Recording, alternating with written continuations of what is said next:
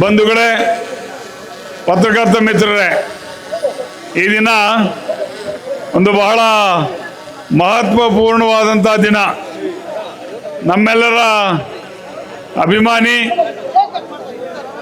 ಜನಾನುರಾಗಿ, ಜನಗಳಲ್ಲಿ ಮನ್ನಣೆಯನ್ನು ಪಡೆದುಕೊಂಡಿದ್ದಂಥ ಯುವ ನಾಯಕರು, ನಮ್ಮ ಹಿತೈಷಿಗಳು ಆದಂಥ ನಾರಾಯಣರವರ ಹುಟ್ಟುಹಬ್ಬ ಇವತ್ತು ಅತಿ ವಿಜೃಂಭಣೆಯಿಂದ ಸಾಗ್ತಾ ಇರತಕ್ಕಂಥದ್ದು ನಿಜಕ್ಕೂ ಕೂಡ ಭಾಳ ಸಂತೋಷವಾದಂಥ ವಿಚಾರ.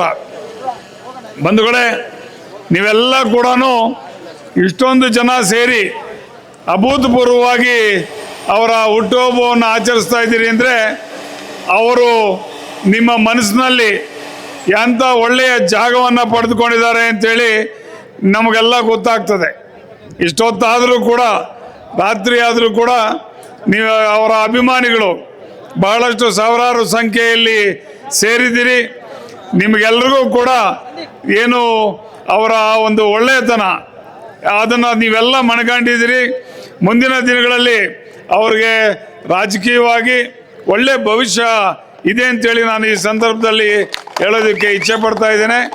ಹಾಗೆಯೇ ಅವರಿಗೆ ದೇವರು ಆಯುಸ್ಸು, ಆರೋಗ್ಯ, ಐಶ್ವರ್ಯ ಎಲ್ಲ ಕೊಟ್ಟು ಅವರನ್ನು ದೇವರು ಚೆನ್ನಾಗಿಡಲಿ ಅಂತೇಳಿ ಆಶಿಸ್ತಾ, ಇಂಥ ಹುಟ್ಟುಹಬ್ಬಗಳು ಅನೇಕ ಆಚರಿಸ್ಕೊಳ್ಳಿ ಅಂತೇಳಿ ನಾನು ತುಂಬ ಹೃದಯದಿಂದ ಅವರಿಗೆ ಆಶೀರ್ವಾದವನ್ನು ಮಾಡ್ತಾ ಇದ್ದೇನೆ ಅಂತೇಳಿ ನನ್ನ ಒಂದು 2 ಮಾತನ್ನು ಮುಗಿಸ್ತಾ ಇದ್ದೇನೆ. ಜೈ ಹಿಂದ್, ಜೈ ಕರ್ನಾಟಕ.